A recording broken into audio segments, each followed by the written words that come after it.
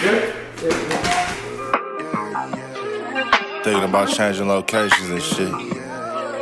Man, get into this motherfucking bag. Stand out the way, I mean. What's up, guys? Welcome to episode number 13 of the Better Take podcast. I'm your host, Russ, and today we have another special guest. This is probably one of the most special guests that we've had, Jeff Nippard. Thank you, sir. Welcome to the podcast. We need like the fucking, like a million different people clapping. But yeah, I'm super excited to have you on the podcast, man. If you guys don't know, actually just kind of introduce yourself. That's like the worst introduction. I hate telling people. You want to give it a go? What do you? No, how would I describe you? Yeah, sure. Okay, so Jeff Nippard is kind of like, I view you as like the go-to science guy. So when it comes to breaking down anything about like lifting weights, Jeff is probably going to have a great video breaking it down to you in a way that's going to help you further your fitness journey. Yeah, I think that's it. I try to blend, my scientific education with fitness, both bodybuilding and powerlifting, and YouTube is kind of my main thing these days, man. Yeah, it's so crazy. I discovered you. Shit, man. I can't even remember how long ago, like 2018, 2017? I think it was before that. Because I remember we met at an expo. Yeah, it would have been 2017. And like, we were both not doing it on this level then. And you were following me then. And I think at that point I was like, wow, like Russ follows me. I would watch your, because at the time you were a powerlifter. Yep. And you would upload like vlogs discussing like your training, your eating, and all that kind of stuff. Yeah, man. And from there, I mean, it complete like what was the shift? Because you were doing YouTube content like the typical fitness YouTuber, where it's like daily vlogs, training vlogs, and then it changed into like this scientific approach and helping people. So I think it started when I started doing interviews with like researchers and just like science-based coaches and that kind of thing. And like, so I basically, like my podcast was kind of my main thing for a while. Really? I used to do interviews with just really smart people. And then, so I kind of had like two different avenues, if you will. I had like the vlogs. This was like my personal journey. And then I had the informative stuff in the podcast. And then I kind of just started to put them together, honestly. Yeah. And then I think, got the best of both worlds. Like the people who were interested in the informative stuff were like, oh, now this is packaged in a way that I can understand it a little better. Gives like, puts a face to the voice, and that kind of thing. And then that just started doing extremely well. Yeah, no. And I honestly enjoyed that more because it allowed me to be more creative. Yeah. And it was kind of a new thing too. Like, I don't think anybody really was doing the like, scientific fitness YouTube video essay before I was. Do you remember that weird phase on Instagram where people would like, don't do this, do this? Yeah. Yeah. I think we both went through that. Yeah. So like I would watch it, I'm like, this shit is like obvious. Like I'm like, damn, like no shit. Like don't pick up the barbell this way, but then do it this way, right? Yeah. I don't know if like they were getting the trend from you, because it's not that you were doing it, but it was like you're providing like a certain type of informational style of content that people were trying to mimic that in their own way. I think so, but I mean, I don't think I ever made a lot of content that was like, don't do this, because I mean, my view is like most things have some application, you know what I mean? And that's the thing that a lot of people do, I think, to get quick attention is like, oh, you're definitely doing the lat pull down, but you shouldn't be. And everyone's like, oh, I'm doing it. What am I doing wrong? And so that's always been a big way to get attention quickly in fitness. But yeah, I mean, that's the way it goes, right? Someone does something, it starts popping off, and then other people are going to be like, oh, maybe I can do that. They'll try to flip it to their own way. But like, I would always see it. I'm like, is that like a take on like what Jeff is doing right now? It could be. Yeah. So like, how was that transition though? Because I know like you said, you were doing the powerlifting stuff, and then you switched over. Because I think I found your account. You had maybe like, man, either 10 to like 30K. I can't remember the exact number. Yeah. But then when you started creating that more informational content, the numbers were just like, it was like night and day. Yeah. Did you like kind of like just like, you're like, okay, well, because I don't think you upload much like training vlogs. No, I don't do that at all anymore. So like how was that transition? It's like, okay, like this is popping off, I'm gonna start leaning more towards this, or? Pretty much. I mean, I think it's like we want people to watch our content. Yeah. So for me, it was like, this is what people seem to like way better. Yeah. And it's what I enjoy doing the most. Yeah. And then it got to a point also where it was like, I didn't really want to be sharing like that much of my own personal journey anymore. Yeah, okay. So I was like, well, if I can do this and still have everything work just as well or better on like the business end and from a platform standpoint, then it's just natural to make it a little bit less personal and a little more informative. Yeah. And that matches much better with my personality too. Yeah. Like I can do my training. If I want to post that on, Instagram or TikTok or whatever, then I can do that. The people who want to, keep up with my stuff. But then for most people, I would rather just be seen as like an educator. Oh, Yeah. okay. Yeah, because I was going to ask that question, like, because I feel like you're more known for like the videos and the content, the information that you put out, and it's almost like you're viewed as like a intellectual when it comes to the fitness aspect of things. And then you have like your social media influencers that it's like everyone, like people come to me and they like, how's your brother doing and shit? Like I'm like, I'd be like thinking in my head, I'm like, how the fuck? Oh yeah, I probably put him in a video or some shit. Like, so have you ever had someone say something to you that you forgot you did, or like that all the time. You were like, wait, yeah. They're like, but didn't you? And I'm like, I might have. I don't know. That was like 4 years ago. They'll so say I don't some do that shit. anymore. They'll say some shit like, yeah, bro. Like I thought that Nicki album was trash too. I'm like, what? Like what? When did I ever? No, like I okay. like that. I was like, okay, wait, maybe back then. It happens all the time, and I think it's kind of like. I wanted to ask like the difference between that because I feel like you were more on the route of like the fitness influencer and then like it switched over to more of the informational stuff. Yeah. But I mean, you kind of said it falls in line with your personality. Are you more of a low key person? I think so. I think for me, it just got to the point where it was like, so there's two sides to it, right? Like I like the validation of people being like, oh, like I watch your videos. That's really cool. Yeah, because I know what it's like to put a lot of effort into the videos and not get any of that response, right? So you get it and it's awesome. But then it also gets to a point where it's like you said, like, I don't need you to know every song on my playlist. I don't need you to know what I eat for breakfast on Tuesday and all this kind of thing, right? So for me, part of it is creating that separation. And I think the reason I didn't do it earlier was I thought that like from a business standpoint, well, part of it was, I think at the start, I liked sharing it. It was exciting. Like, there's a cool aspect to sharing your journey with people as well. And that can be rewarding in its own right. But, I think over time it got to a point where it was like, I do this for me, and then I can offer value through the education. Yeah. And you don't necessarily need that like personal connection to do well, which I thought you did, because earlier on, like you'd look at the people who were successful in fitness, Christian, yourself, Max, who are also doing business stuff. They all had that personal element to what they were doing, but there's absolutely a way to do it where you're able to offer value and you're still able to show like elements of your personality and your creativity and all that sort of thing, but you don't have to literally showcase basically every aspect of your day and that kind of thing. Yeah. Yeah. That's interesting because like for me, I've always like, my mind works. It's like allow people to feel like they're part of the experience. And then that creates like the power of like giving people like a BTS almost, and it makes them feel like they're there with you. So like whenever we have like drops, or if I go up to a place or go anywhere, people feel like they know me. But it's interesting for you. You're just like, you don't really need that element. But how much do you like that though? Like you, because you don't know them. Yeah, that's the thing. And that was what I started to find a little bit weird. It was like, I feel like you know a lot about me, but I don't know anything about you. I don't even know your name, right? So there's a weird dynamic here already. It gets a little bit. It gets a little bit funny. I think it's rewarding whenever I do encounter some of those people where it's like, yo, this really helped me get through this or whatever. Like I was able to relate to you on this level, so it helped me get past this. That part's cool.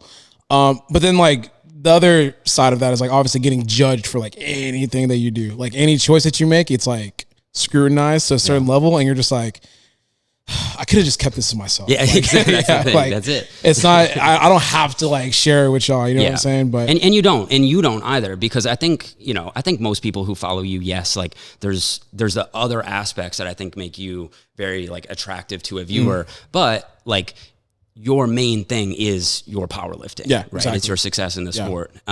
So you don't have to share all those details, and you'll still be able to motivate and influence people just fine. Yeah. You know. So with you being in the game for almost like a decade now, probably even more than that, honestly. I feel like I just discovered you in 20. Decade, What's your, this question is starting to become like something common that I ask, but like, what's your current take on the fitness industry with it being more geared towards like the TikTok influencers and Instagram? Yeah, it's a good question. So, I think there's good and bad, right?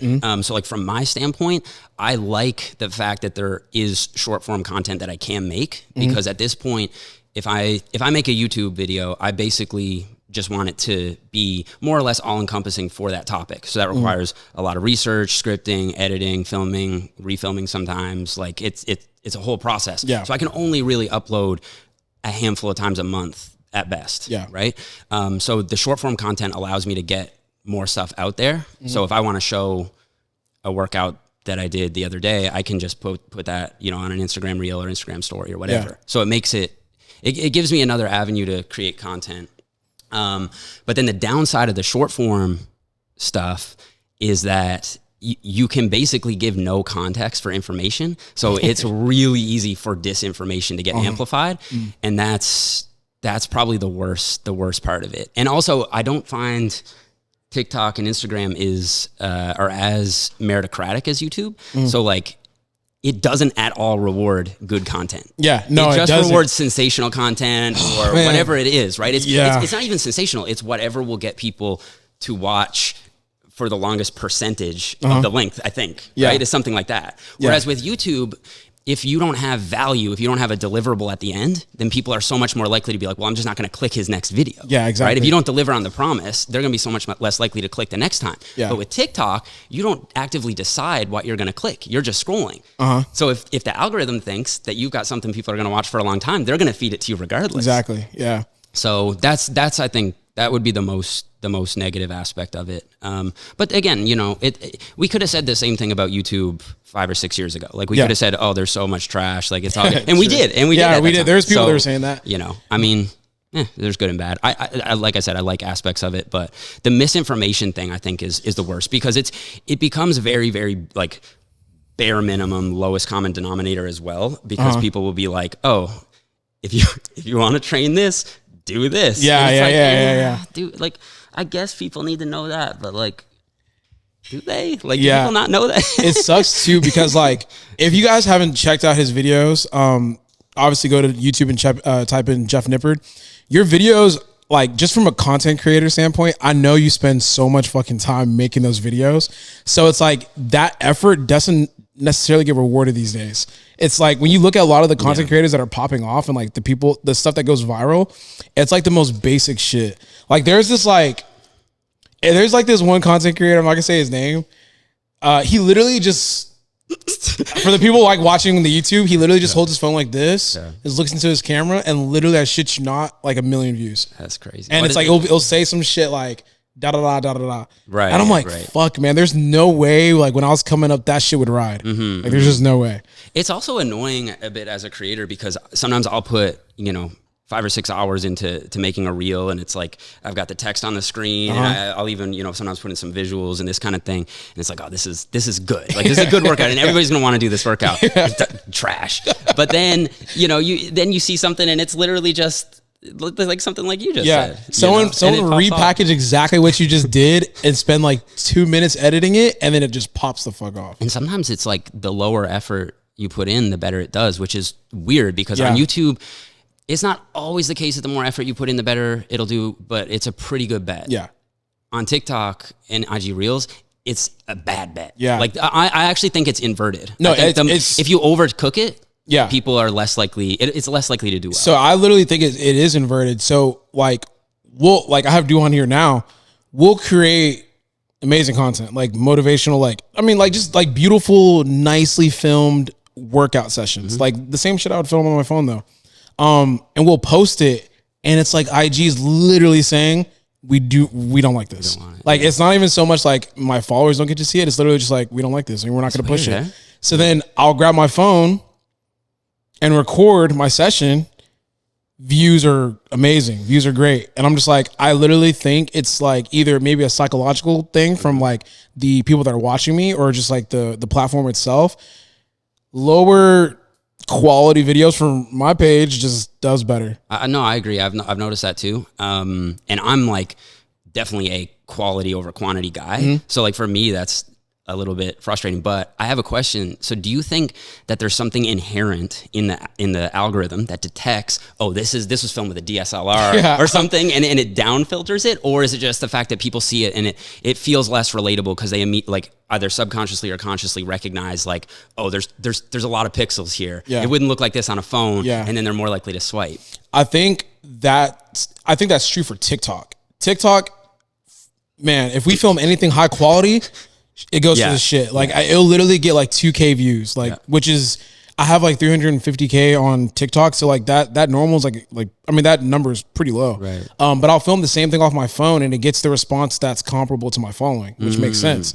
Instagram, I don't know, maybe I try to battle between like, maybe that form of content is just dead, or maybe they do detect the higher quality footage, or like you said, it's a psychological thing. I can't put my finger on it. I just lean more on the aspect of like, okay, maybe like psychologically when people are watching it, they just kind of detach from that relatability. Because I think a lot of people, when you see someone taking a picture off their phone, you're like, well, I literally am taking the same picture off my phone, but I don't look like that. Exactly. So it kind of like shows like the difference between like myself and like people that may tend to follow me. Yeah, I think that's it too. It's why, selfies tend to perform better than like a professionally shot photo. And it sucks because I'll have people take pictures and shit, and it's almost like, it's not that I don't like the picture, it's just like I don't even think this is gonna perform well, bro. Like, I'd much rather just like post the shit that I took myself. Yeah, but you got to have a mixture too, especially if you're trying to like convey professionalism with your like branding and all that kind of thing. So but do you kind of like, do you manipulate your content to fit the times now? What do you mean by that? So like with YouTube, right? Obviously you have your standard content that you put out, right? With the informational stuff. Whenever you get on YouTube or whenever you get on TikTok and Instagram, do you change that to a lot more shorter form content that's a lot more digestible? Like, is there anything that you're going to is there anything you're going to change creatively that is going to help you kind of get those numbers up on Instagram and TikTok? I mean, I try to play the numbers game a little bit, but sometimes I'm just like, this is a good piece of content, so I'll just post it. But yeah, no, of course I shorten it down, but I don't like to, a lot of people will, and a lot of people have suggested that I do this, like repurpose my YouTube videos into TikTok or Instagram Reels. So stuff that I like kind of already have done and just repost it. But I don't know, I don't think I would like doing that because it just feels really like low effort to me for some reason. You should do it. You think so? Yeah, you should do it. You would. Yeah. Are you even on TikTok? Yeah.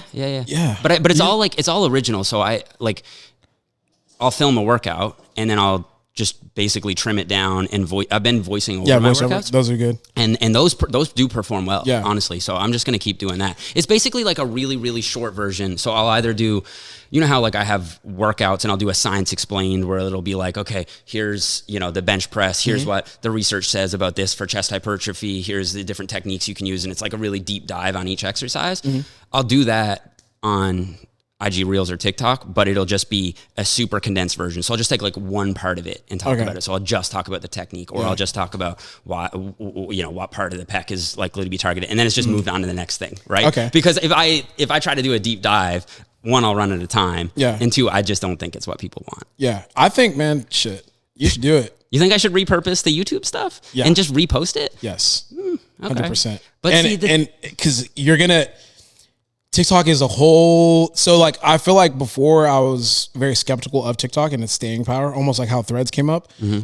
But TikTok obviously has value now. Oh, 100%. Yeah. So 100%. A lot of that user base, they probably don't even know about you because they're so goddamn young. So it's like, if you just repurpose that and put it in a way that they could, you would literally, you could grow like 10x, man. What's which funny is there was a fake, because I only recently, like fairly recently, the last few months, got on TikTok. Okay. So there was a fake account that people thought was me. And that's what he was doing. Yeah. He was cutting up my old YouTube videos. He was probably killing it too. He was. He got more views on one of his TikToks than I did on my real one. Yeah. Yeah, man.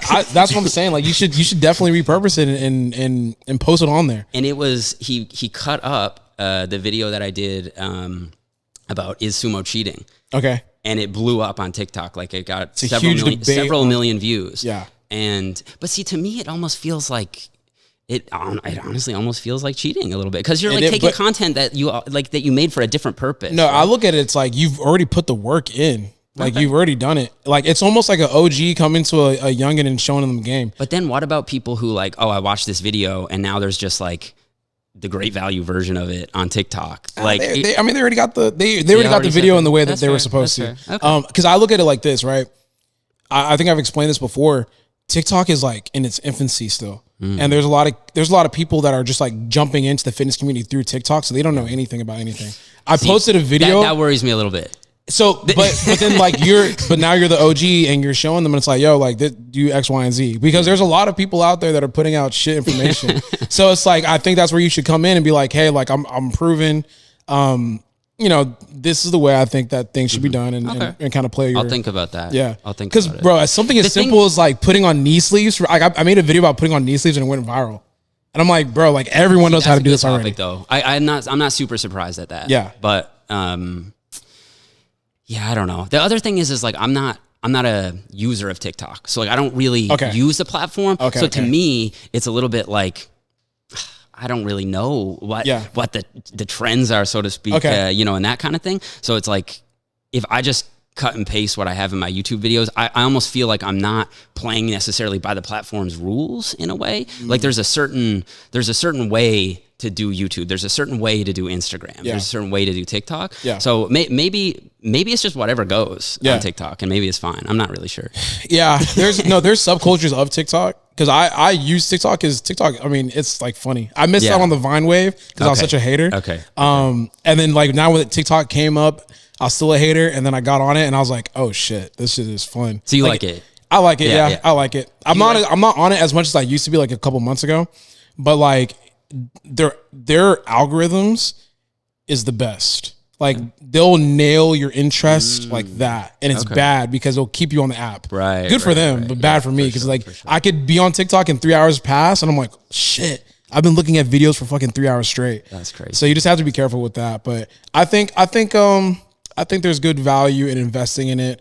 And to me, I mean, you may operate different, but I'm like, I don't even really be like, if I were you, I'm like, oh, I don't even care about TikTok. I'll just throw this shit on there, and I don't even got to play by the rules because I don't care. Right. So you might end up, you got nothing to lose. Yeah, you got nothing to lose. It's literally just like, okay, I already created the video for YouTube. Okay, I'll just repurpose it and upload it on TikTok. Like, that makes sense. Yeah, it's almost like killing two birds with one stone. Right. Yeah, but like looking at the content creators, what's the biggest difference you've noticed? Because like you were here when there was like, I feel like not the peak, but I feel like there's the YouTube content creator, because you mentioned it before we started the podcast, that there's like people that do YouTube and there's people that do Instagram and TikTok. Yeah. What's like the biggest difference that you have between those two? I think people who do YouTube will have better community building potential for sure. Like they tend, if you go to an expo, which I haven't been to an expo in forever. Have you? Those things are dead. They're dead? Okay. Anyway, but if you do, I think the YouTubers are the ones who tend to bring more fans and have a better connection and that kind of thing. So that's probably the main difference, other than just the depth of the content. But another thing that I think has slightly shifted is I think you tend to see a lot less vlogging now. Like back 5 or 6 years ago, everyone who I think is now a Instagrammer or TikToker was trying to be a vlogger at that point in time. But now I don't think people try to do vlogging anymore. Or at least I don't really see it that much. Yeah. If you're trying to become a YouTuber, I think people correctly recognize that it's better to have more intentional content. You know what I mean? Like have an actual like idea rather than just showcasing what you're doing. Now, you can get away with this because you're you. Yeah. But people who aren't you, they have to have something else, and so it'll be like, I don't know, went to KFC every day for a week straight. You got to do something different, right? They're not just like, I'm going to pick up my camera and showcase my day, because that's been shown to not really be an effective growth strategy. Yeah. You're much better off doing a skit for TikTok or, doing some informative quick workout on Instagram. Or if you're going to go the YouTube route, you've got to do something more valuable, more intentional. It's so crazy because like what you said earlier, like a lot of these Instagram and TikToker people are like people that like attempted to do like the YouTube vlogging thing, but just like it takes way longer time to kind of get yourself on YouTube. For sure. That's the other thing. And that's what I honestly recommend to a lot of people. Like get started with Instagram and TikTok, honestly. And that's what I did too. Like my Instagram used to be twice the size of my YouTube because it's just easier to grow. If you can, nowadays post, a good reel that pops off, like you can gain a lot of followers pretty quickly from that. Whereas on YouTube, there's just so much more to it. Yeah. There's way more. It's hard to get people to click on a video and sit there for like 10 to 14 minutes. Like it's not easy. I don't think you can just fluke that. Whereas you can fluke it on IG. Like sure. You can do something unintentionally funny or something stupid and it can pop off. But then the problem comes is like you get a quick view, but is there any kind of like lasting relationship that you're building? Maybe. It depends on what you're doing. Yeah. But it's definitely easier. It's definitely easier. Yeah. It's I mean, I suppose it depends on what you're doing, right? Because you could do YouTube in an easy way. Like it just won't work. Yeah. I don't even know, how can you do YouTube in an easy way? I feel like there are people who just like have amazing physiques and like a really quirky personality. Like, do you follow the Grizzly guy? Like Grizzly? I don't know how to say his first name. I think he's from Russia. He's got he does the. I've heard of him. I've never watched his content. Okay. Yeah. Well, he just posts, 1 minute videos of him doing a power shrug and just screaming. Yeah. And it'll get a couple 100,000 views easily. But it's because it's just, there's such a wow factor to it. Yeah. That's why it's like shout out to Jamal. It's kind of like Jamal with his deadlifting. Right. Like he literally doesn't have to do much. I mean, he just deadlifts 1,000 pounds and then like, that's kind of it. And that helps him kind of like carry his content. Yeah. Everyone can't fucking deadlift 1,000 pounds. So that's the thing. So you used to do powerlifting, right? And we talked about this before because this is summer shredding weekend here in Houston. And you said that do you think that powerlifting meets are boring as well?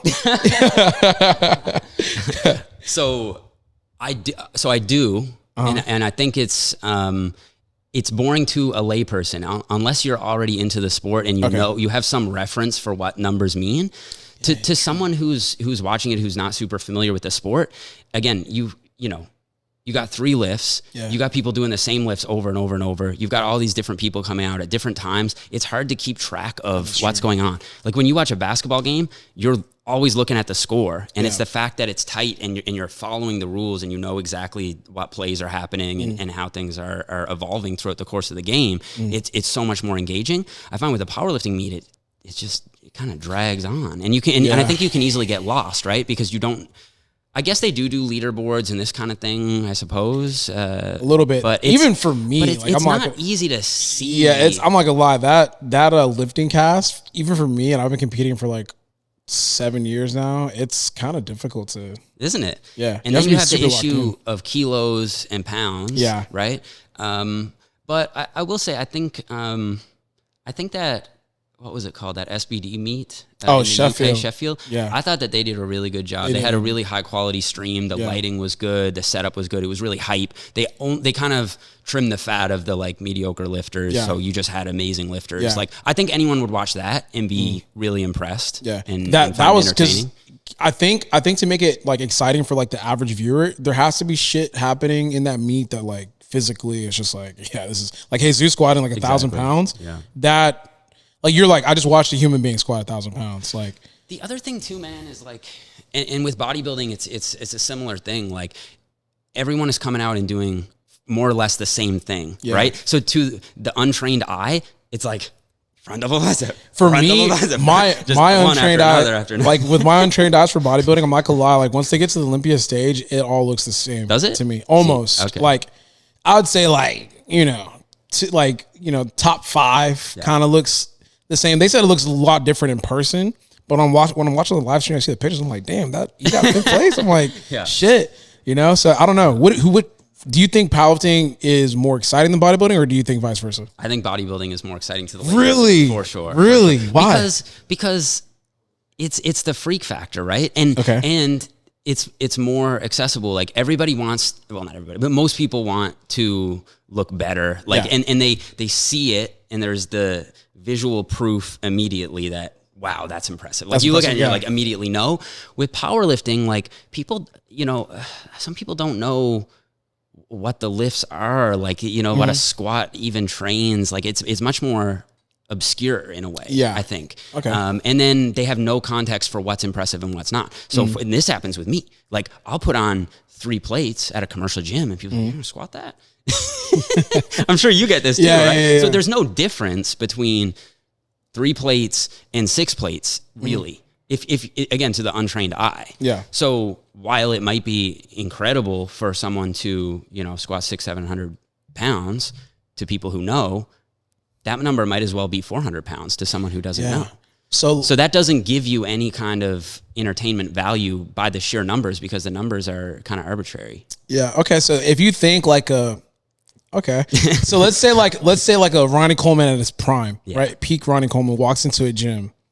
Do you think he's going to turn more eyes than a person that's squatting like maybe 7 plates?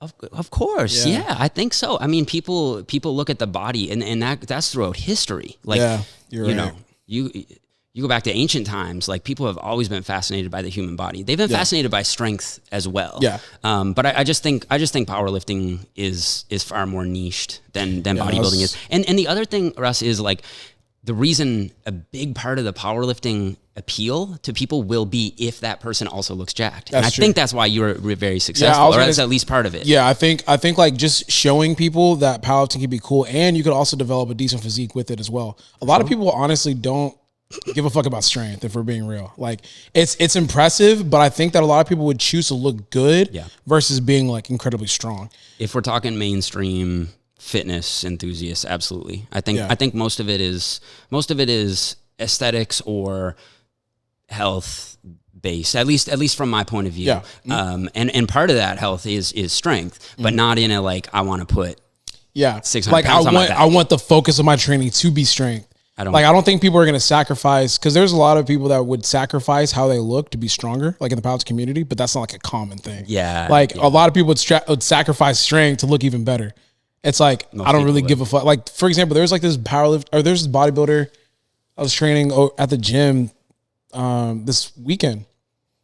Big as fuck, right? And he's like watching me deadlift, and he's like, yeah, that's dope. But I can just tell, like, I can just tell. I'm like, he's just looking at the arms. Yeah, this guy does not give a fuck about the weight. He's looking at my physique, because then he started going into my physique. That's he's like, bro, like you know, you have like nice proportions. But I was like, bro, I just pulled like, exactly. Like, but that's what I'm saying.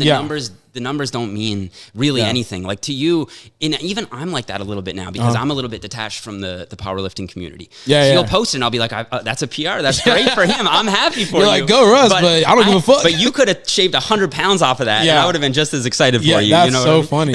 That's so funny. So with that, like, why did you because you've been in the bodybuilding community as much as the powerlifting community is, right? So I actually have done both equally from a competitive standpoint. I've done 6 powerlifting meets and 6 bodybuilding shows myself. I've coached probably honestly equal in both as well. But from a content standpoint, I tend to brand myself a little bit more on the bodybuilding side, just because it's so much more accessible. Yeah, for sure. But I am a power builder though. Do you like that term? I don't. I know there's like discourse about it. I think it's fine too. I think it's fine. Yeah. So I blend the two, and you know, I think there's that old bodybuilding trope. That says it doesn't matter how much you lift; it's how much you look like you can lift. Have you heard that before? Yeah. I don't believe. I don't like that. I don't like that. I think why not try to have both? Exactly. Yeah. So I don't want to just look like I could lift a lot of weight. I want to actually be able to do it. Otherwise, it feels phony to me. Exactly. In a way, right? And you don't have to be the strongest motherfucker. It's just like, yo, I have a decent amount of strength that matches. Yeah. And again, if that's your goal, if your only goal is to be the best bodybuilder you can be, then sure, you don't need to. You don't have to get tangled up in the strength game as well. But to me, I think there's value in both. And I think that they can complement each other really well also. And I think that's something a lot of people try to separate them. Like they try to say, oh, if you want to get as jacked as possible, then you shouldn't train like a power lifter. If you want to get as strong as possible, don't waste your time with bodybuilding. Yeah. And they, like, people will say you can be pretty good at both, but you can't be excellent at both, right? Yeah. Which is, I don't know. I think there might be some, it depends on how far we want to take excellent, but I think if you do it right and you know what you're doing, you can absolutely be great at both. I think that you're great at both. Yeah, I think excellent is like what does that mean? You know what I mean? Does that mean like you have to be like the best? Or because I think like if I were to do a bodybuilding show, I think like depending on which bodybuilding show I do, I could place first. Yeah. But like I would much rather just like continue on with my powerlifting journey. But it's like if I want to take either or route, I'd still be pretty good at both, which I would prefer versus like actually, no, I take that back. I started thinking about it. If I could be like Mr. Olympia, I don't know. That's a different. See, I feel like you do like both though. I genuinely don't like losing weight and coming into the gym and feeling like I can't perform because I look at the gym as like performing. Yeah. So like, because I approach everything as like an athlete, and if I feel like damn, like I can't push as much as I can on bench right now, like I need to eat more. Like I don't want to be so lean that I sacrifice my performance. That's where like the whole power building concept comes in for me. So I'm like, I would prefer to have both. Like if I could look good while being strong, I would take that. But listen, people, I don't know if you've heard this, but like a lot of people think, especially more on the bodybuilding side, that you can't do powerlifting and also build a good physique. Have you heard that? Yeah, I hear that all the time, and it kind of confuses me a little bit. The only thing where maybe it might make sense is like the whole like waist thing, because like that's what I'm saying. Only if you're eating too much, or only if you're gaining weight. Yeah, because the way I look at it is like bodybuilders could easily do powerlifting meets in their off season. Yeah. Like I was literally looking at this one guy, the same dude. I was like, bro, you could literally just do a powerlifting meet right now if you wanted to. And I don't think it has to detract because, for one, the squat, bench, and deadlift all work muscles. Yeah, exactly. Yeah. Right. And research shows that you can build muscle across the entire spectrum of rep ranges from 1 to 30. Once you go above 30 to 40, it starts to be a little bit worse for muscle growth. And there are some problems with like, if you were to only do singles, like you'd have to do so many sets to get enough volume and this kind of thing. But now we're looking at impractical scenarios, right? So most powerlifters are doing 3 to 5 rep sets. That absolutely builds muscle. 100%. So it's already working toward your goal. Yeah. And then all you have to do is add accessory lifts for the other muscles. Like it's really not that hard. But what's your take on bodybuilders that don't even do the big three? Because there's bodybuilders that legit just don't do squat, bench, or deadlift. Well, I think it's perfectly fine. I mean, you with bodybuilding, you have all the flexibility in the world. You could never ever touch a barbell and become jacked out of your mind because muscle growth ultimately just comes down to tension. So you can put that tension on the muscle through basically any kind of implement. You could do machine press, you could do pec fly, you could do bench press, you could do incline press, dumbbells. Like there's a million different options for what you could do as a bodybuilder, right? So that's perfectly fine. But I think the value comes in, one, strength is valuable in its own right. Again, it goes back to like, do you want to just look big or do you want to actually be able to put the muscle to use? And two, I think it gives people some kind of like an objective outlet of like, I'm clearly progressing on this and that's motivating.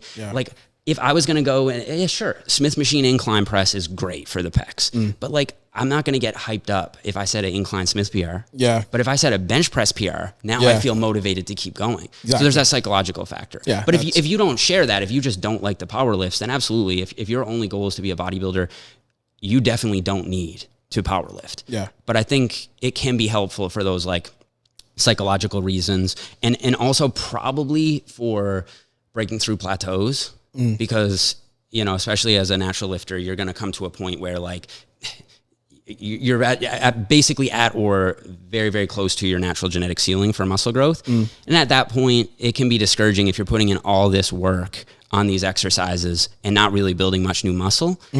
If you direct that energy towards powerlifting, Now all of a sudden you're making progress again. Yeah. And then if you do increase your strength, you can go back to the other exercise. I can go back to the incline Smith press, and I'll probably be stronger. Yeah. Because the power lifts, one of the good things about them is that they have so much carryover to other exercises. Like if you have, what's your squat right now? Probably like 765 or something like that. If you never did a horizontal leg press with like the pins in your whole life, you'd be able to max it on day one. Because your leg strength is just there. It transfers over. But if you did a horizontal leg press with the pin and you never did a back squat before with a barbell, it would not transfer, right? So that's another really good thing about the power lifts is if you're at a plateau in your like natural development, you can transfer the strength from the power lifts to more of the bodybuilding movements. How much do you apply like the science and the research that you gain towards like your actual training? Because I feel like a lot of people, they overthink their training, right? So like how much do you apply that to your actual training? So there's two ways I could answer this, right? I'm not in the gym pulling up PubMed. Like, what was the results of this last study? I need to know before I do the press downs. But like, I think what science is mostly, so people think science overcomplicates things, but it should actually simplify things because it helps us understand what doesn't work. So we can just eliminate that from our training, right? So in that sense, I use it basically every workout.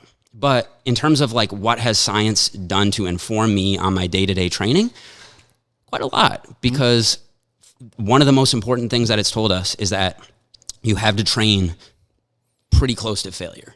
You have to train hard to build muscle, right? Now, if you weren't savvy to that science, you might actually go in and just be like, oh, just get a pump, man. Bodybuilders used to do that all the time, just chase the pump, which isn't necessarily a bad idea, but it's not maximizing tension. You have to grind some reps out. And that's not always correlated with the best pump. So that would just be one example of something. Another thing is like, I'm thinking about the application of tension on different exercises. So like if I'm going to do a lateral raise, like I'm going to favor the cable if it's there, because you get continuous tension throughout the movement. Whereas with a dumbbell, you have no tension at the bottom, peak tension at the top. Like I will legitimately apply those things in my own training all the time. But you can absolutely over science it to the point where it's like,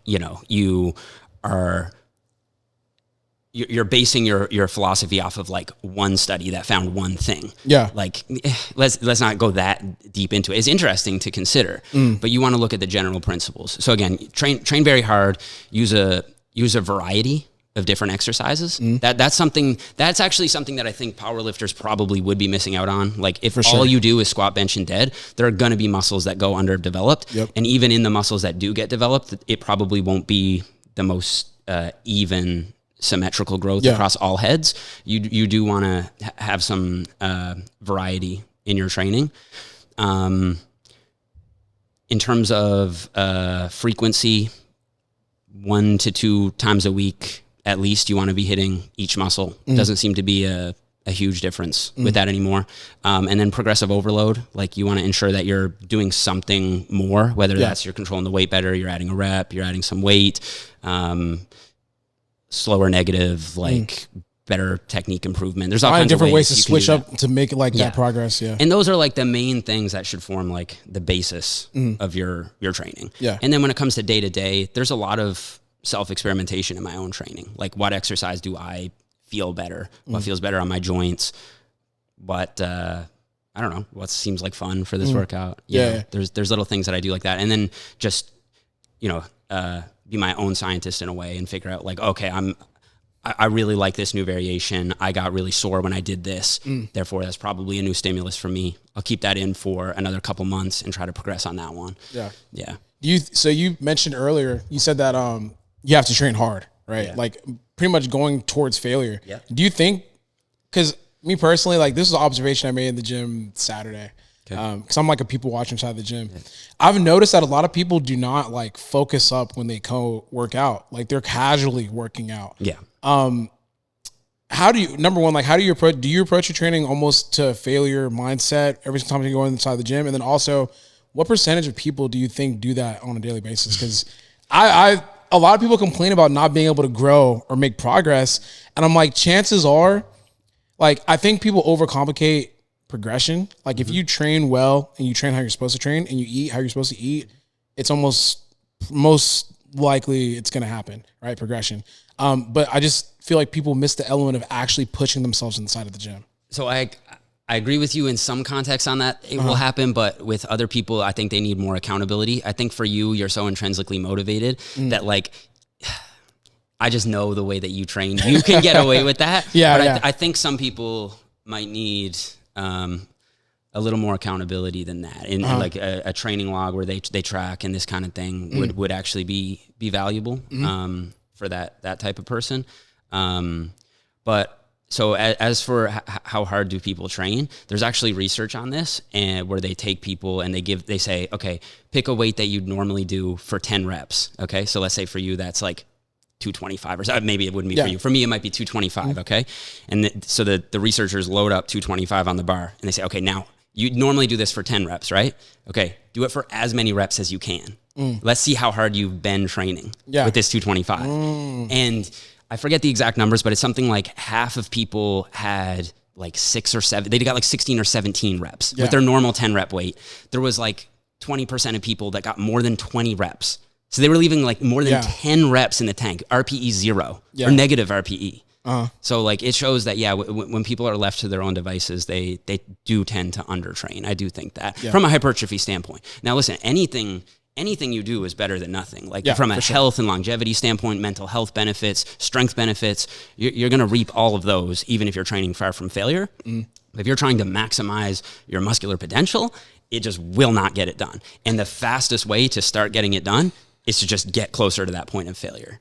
Now for me, I typically will leave maybe 1 or 2 reps in the tank for my first couple sets for an exercise. And then the last one, I pretty much just always send it. And so I just get to the point where I just can't get the rep up. Or, and my audience calls me out on this sometimes, I just stop when I know I couldn't have got another rep because it would just be purely theatrics for me to fake trying to get it. It's like, I know I can't do it. I've been doing this for 15 years. Okay. I don't have another one. I'm 100% sure.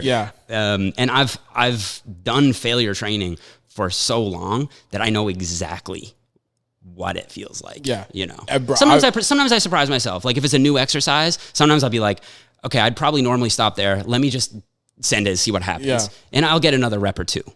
But I'm usually pretty accurate with when I've hit it. I know that, like, granted, it was like at the beginning of my lifting career. Do you remember CT Fletcher? Yeah. I mean, he was definitely like the antithesis of like science and shit. But he was definitely on with like that overtraining shit, like just like going until failure type stuff.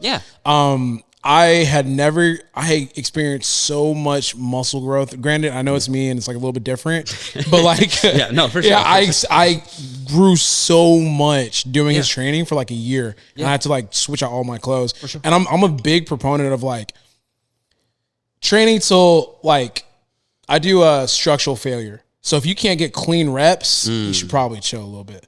Because you're going to open yourself more to injury depending on what the movements 100%. That you're doing. Yeah, I agree with that. You standardize the technique and then reach the point where you can't get another rep with the same technique. I give a little bit of wiggle room with that because, you know, even let's say on a dumbbell row, for example, like if I be like extremely upright and I'm pulling with like the perfect form and the 1-2 negative and the perfect form, like I'll probably hit failure pretty early, but if I just did a little bit of a swing, momentum, I might get another 7 or 8 reps. I think it's worth it to get that extra. Did you make a video about that recently? Yeah, actually. Okay, I think I watched it. It was like you broke down like being able to like do more like adding more momentum. It's like you would have benefited a little bit more because you were able to get partial reps in versus not even doing it in general. Yeah, exactly. And so another thing that's been really accumulating a lot of support in the research as a whole is the value of the stretched aspect of a lift. That seems to be far more hypertrophic. So think about that with basically any muscle, like bodybuilders who used to do partial reps. They used to do them for the most part in the stretched part. It would be the bottom part of the squat, right? They wouldn't get to full lockout, but they would get down in the hole and just kind of pulse in the bottom. Right. That's actually probably really good, honestly. Really? Yeah. Because the stretch part of the lift is the most hypertrophic part. So if you're doing RDLs, like, you don't need to get the full squeeze at the top. Like, the squeeze is not as important as the stretch is. You see a lot of bodybuilders, like, because I'll be looking at it, I'm like, this motherfucker not even finishing the goddamn, he's just But like that's the thing. If you're doing dips, like, stay in the bottom stay part in the stretch part of the of lift. it. Now, you don't, listen, it's not going to be a night or day difference. But I don't know. I think that that's something that people could apply for sure. Yeah. You know, and what was it that we were... Just like the breakdown of like being able to do, I think I just asked. Oh, the row thing. Yeah, exactly. So, you know, if you can't get the because with the back in particular, you think about a seated cable row. You're strong. Now, all of a sudden, it's like, it's really hard to get it all the way here. It's hard to get it to the full squeeze. But if we know that the squeeze is the least important part of that lift, why would you stop just when you can't get the full squeeze if you could keep going with more partial reps? You understand? So, like, let's say I'm doing a set of, I don't know, 10 on a seated cable row. Around 8, I can no longer get all the way back. Right? So I get about 3/4. Do you stop the set there? Nah. No, you keep going, right? Exactly. Yeah. Because you still have more juice in the tank, and this is the most hypertrophic part of the lift. So you keep pushing that through. Whereas I think, so that's again why I allow for like a little bit of that leeway with form, because if you can knock out, let's say, 3/4 partial reps at the end of a set, why wouldn't you do that? It's the most, you're at the point where your muscle is almost exhausted and you're in the most hypertrophic aspect of the range of motion. Don't stop at that point. Now, obviously, at a certain point, you're literally just barely moving weight. It's probably not worth it at that point. But if you can get, I would say, something between 2/3 to 3/4 of full range of motion on certain exercises, I would absolutely continue pushing. It's almost like common sense in a sense, like in a way. I mean, that that is kind of true. But you'd be surprised, though. I mean, you know, there's a lot of different philosophies out there, man, and a lot of people emphasize different things. But that is one of the things that, you know, we find when you look at the science. Like, a lot of it is stuff that people have been doing for decades as bodybuilders, because they've had those decades of experience to experiment on themselves and figure out what works. The other side of it, though, is bodybuilders have also said a lot of really wrong stuff, right? So we're only counting the hits in this case. So what do you think about, you posted, actually, no, I want to ask you this different question. UFC have gone back and forth about this a little bit. What's your take on the conventional versus sumo war? So honestly, I thought that this was all just like memes. And jokes, I didn't think that it was an actual thing people believed until I uploaded that video. And then I realized that, like, oh, there's a lot of, especially new powerlifters, who unironically do think that sumo is cheating. Now, whatever they mean by cheating, some people seem to think it's actually, like, I don't think anybody really thinks it's like literally against the rules. No, but I think what they mean by cheating is that, like, it's just easier. It's the easier way to go. It's easier. It's less range of motion. So, you know, whatever. But honestly, when I made that video, like, I wanted to make it to basically explain the biomechanical differences and the muscle activation differences and the strength trends between the two. And just educate people. But I didn't think it was an actual thing that people thought, but they do. Nah, people will die about that shit, bro.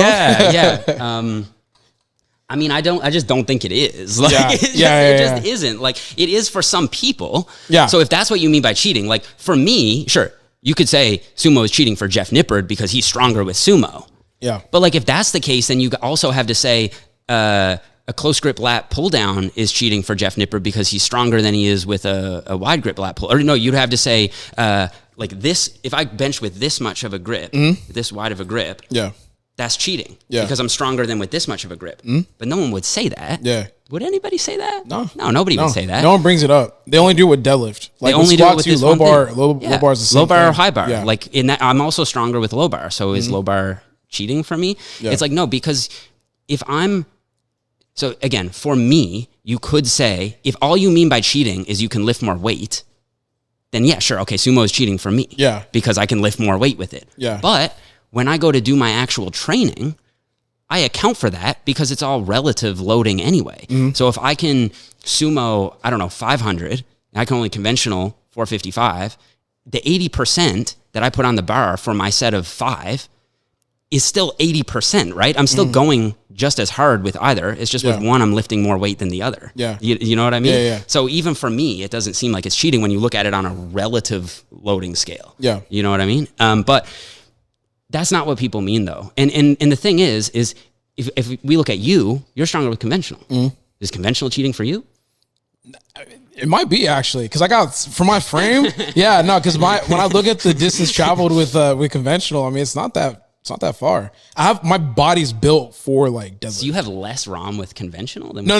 I'm just saying like for most people, like again, that shows the absurdity I'm of built it. for Nobody sumo. is going to say that actually for you. Yeah. So again, it's there's no real, if there was an obvious trend, even like there's an obvious trend with low bar versus high bar, like 95% of people will be stronger low bar than high bar. Yeah. There's a very obvious trend. So you could say, yeah, low bar is cheating. Like it's just easy for everyone. We should eliminate low bar and just do high bar in competition. Yeah. That actually makes logical sense. I don't agree with it really, but it makes sense if you wanted to define cheating that way. Yeah.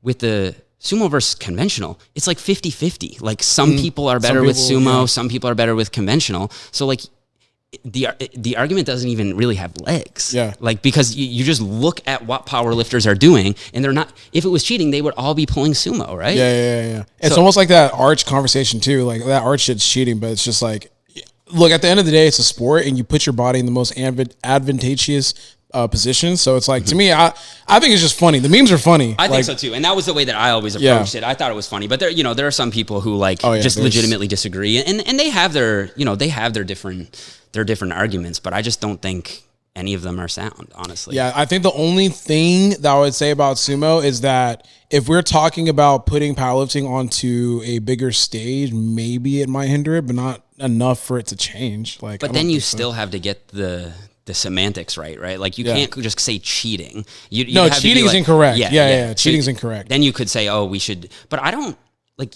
does sumo just look worse? Like, I don't think, does it? Or I will say for like the general public, yeah, for whatever reasons, they just don't like sumo. I don't know whatever why. reason. TikTok is the reason. Like, bro, like King of Lifts will post a sumo lift, and like people will shit on it. That's like, online though, bro. I don't think, if we're talking general, like people who watch like ESPN, I don't know if they would think sumo is like, if their brain is not sufficiently broken from TikTok, I don't think that they're gonna look at it and be like, this is weird, because they have no frame of reference. Right? Like this is like, people are almost like brainwashed into just thinking what the current status quo is to think on these platforms. True. Right? I don't think it necessarily would translate to the real world, if I'm being honest. But I totally hear that argument. I actually think you could make that argument better for eliminating arching. Because I do think people in the general public, if you arch in a gym, everyone knows they're going to be like, bro, you're going to break your back. Everyone will think that. Like a vast majority of people bench, and they like you look at it, you're like, okay, what is that? Like that's not right, 100%. 100%. So I actually would probably be, again, the current rules are questionable, but I would be in favor of controlling the arching before I would vote to eliminate sumo. Yeah. From an optics standpoint. Okay. Again, I don't care about arching from a sports standpoint. It's like the Fosbury flop and high jump. Like, do what you can do to be the best within the confines of the rules of the sport. So absolutely, if your butt is on the bench, your heels are on the floor, your upper back is planted, arch away from my standpoint. But from a promotional standpoint of the sport, then I think arching is bad. Yeah. My thing is like, if we were to continue promoting the sport, you want the longer range of motion, because it's almost like it makes the feats of strength a little bit more impressive to a certain extent. It does. Yeah, so it's like when you have that shorter range of motion, it takes away from that, and then it also with bench especially, it kind of like cheapens a little bit of part of that. See, for the common viewer. You're lucky though, because you deadlift conventional. Yeah. You don't bench with a big arch. You squat. It's low bar, but it kind of doesn't look really. You don't have like a really good morning style. Yeah. So you get all the benefits of being, you get all the benefits of being super strong within the powerlifting community, but then outside of that community, you won't get clowned on for your technique. That's great. That would suck, man. If you're like the best powerlifter, but like you lifted on the fringe of like the rules and stuff like that. But and that happens, right? Yeah. You know that happens. Yeah, it like happens people with huge time. arches or who pull like super wide sumo, like from a lay fitness audience standpoint, they don't care how much weight it is. They're just going to clown you for the technique. Yeah. You don't have to deal with that. Yeah. Nah, I'm thankful. I'm thankful. I remember I tried switching over to sumo. The process of like learning a new lift, I was like, nah, I'm gonna stick with the I actually conventional. have a question for you now about like your social media. Do you notice so like little things can make a difference, obviously, right? Do you notice a difference between when you lift on pound plates versus kilo plates in terms of engagement? Yeah, for sure. More it's with like, pound plates, right? Yeah. It's almost it's the difference between a video going viral and a video not going viral. Right. So I'm gonna do numbers. I'm gonna do decent numbers regardless. But like the chances of me going viral squatting on pound plates is a lot higher than doing that on kilos. Yeah. That's why most times I just make the choice. I'm like, I'm just gonna squat on pound plates today, or I'm gonna deadlift on pound plates. Yeah. Because when you look at 7 plates on the bar, that's 675. Relative to me, that's something I could go inside the gym and do almost on a daily basis.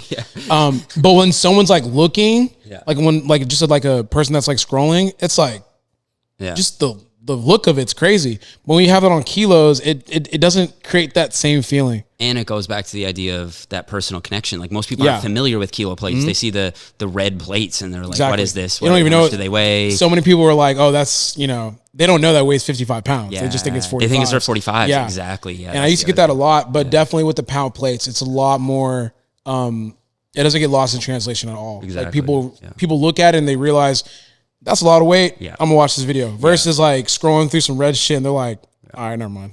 So do you ever feel tempted to compromise, let's say, what would be best for you as a competitive power lifter for being more likely to go viral on social media? Oh, is there ever any tension there? Nah, this is where my arrogance comes in. Doesn't make a difference. To me, I literally tell myself, I'm like, it doesn't. I won't let it make a difference. My coach Joey, he's against that.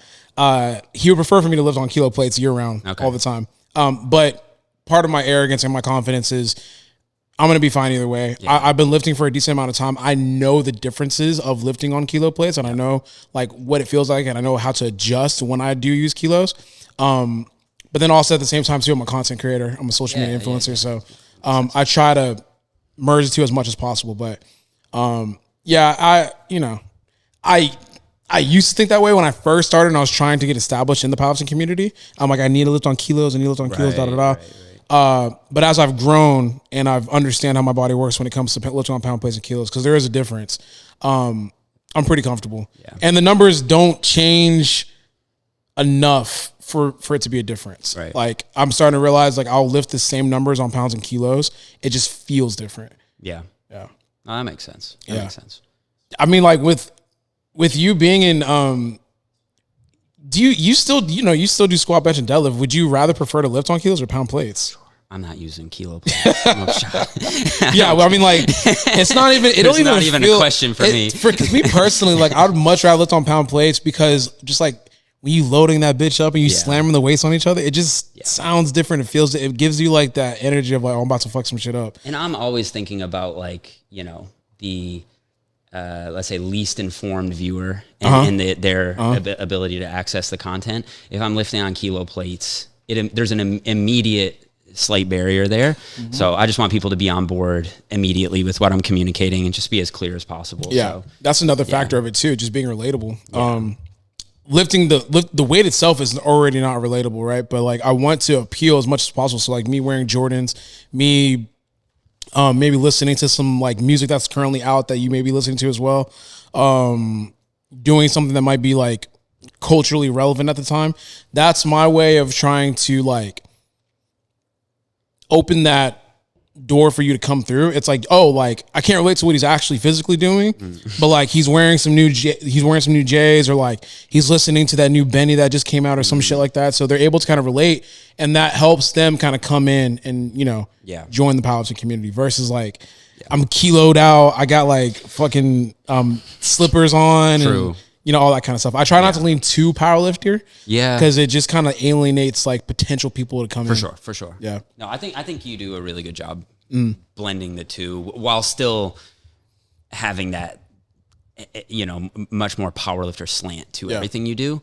But I think even just like your physique and the way that you train in general, I think is more relatable than a lot of the powerlifting community. Yeah. Yeah. Speaking about that, do you get a lot of hate? Everybody gets hate. I don't know. Well, your format's a little bit different because it's more about information.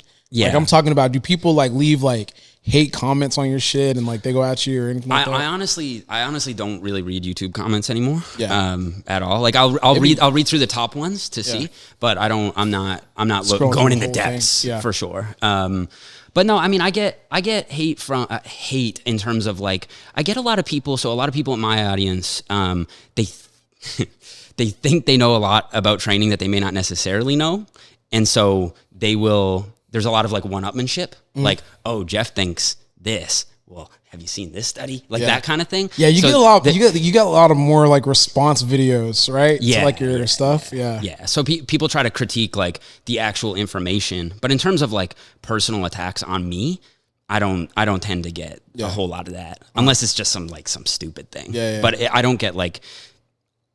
No, I wouldn't say I get like a lot of like bullying or anything like that on the internet. It's just like stupid shit, critiques and things. And sometimes it's legitimate, but if it's legitimate, I wouldn't necessarily call that hate. Yeah. But you know, I think one of the things I get a lot from like more of the bro side would be like, oh, I try to like over science everything, and they don't like this. Like, oh, you're just making everything too complicated. Which even that I wouldn't consider hate because. It's like an opinion. I think it's just your opinion. Like it's your opinion. Like if it's too complicated for you, then there's plenty of other people who do less complicated stuff. This is what I find interesting, and this is what people who watch my stuff also find interesting and engaging. So that's totally fine. Also, I don't think it's like necessarily a fair characterization. Like I don't think that my stuff is. I don't think it's really all that complicated. I try to keep it as simple as possible and just provide the scientific studies for. Credibility purposes, essentially, just to show you, this is why I'm recommending this, which people usually appreciate. Yeah. But sometimes people will see that as, oh, you're making it less accessible, it's too complicated, or whatever it is. Or maybe it's just an aesthetics thing, like just shut up and lift kind of thing, which is fine. Like, again, you asked me that question earlier, like, how does my training actually look like? I'm not pulling up studies on my phone. Again, no, I just go in and train, and a lot of it is instinctual, of course, because I have so much experience. So I think a lot of the times, man, like people get these little snippets of what you're doing online and they assume that that's like kind of the whole package, right? They might watch one video and then just extrapolate that out to your whole approach to anything. When in reality, it's like, if you just came and trained with me a couple times, you'd be like, oh, we actually pretty much do a lot of the same stuff. Yeah. I was going to ask you too, like, I feel like fake natties were a lot more popular, like when we were coming up. Yeah. Do you think that even still exists? Because I feel like now it's a lot more cool to just say you on shit. That's crazy. Which is, it's pretty wild, but like. Yeah, that's true because people used to have to hide it. Yeah. They used to have to, take it and then say that they're natural because if they said they were enhanced, there'd be audience pushback. Whereas now it's better. If you say you're enhanced, you're so honest, bro. You're so forthcoming. Thank you for telling us, bro. We appreciate the transparency. Yeah, man. So I don't hear hardly anything about fake natty stuff anymore. And I don't know if that's because it was just a trend that died out or if there's a legitimate culture shift to where people just really don't care anymore. And maybe just so much people are on that they just assume people are on, or I actually don't really know what it is. Because I know Greg had, maybe it was like a year ago, Greg had that little run where he was like, fake natty this, fake natty that. Yeah. There's some new guys coming out doing it now. Oh, for real? Yeah, I'm like, this is a thing now again? Like, natty or not? Yeah. Okay, like not so much natty or not, but it's like calling out the people in the industry. And it's like who? I don't want to say okay. I don't want to say his name. I don't think I've seen this. Yeah, so I made a video. I mean, like I already made a video about it and it like kind of got a little bit viral a little bit, but I made a video because this guy like in the crossfires of him getting at someone, he got at me a little bit. Okay. And I was bored and I was like, I was like, bro, like I'm not even mad that you think I'm not natty. I just don't like what I don't like is people saying it and then saying it as though it's fact, right? It's like, I'd rather, if that's what you think, I'd much rather you just be like, in my opinion, he does look enhanced.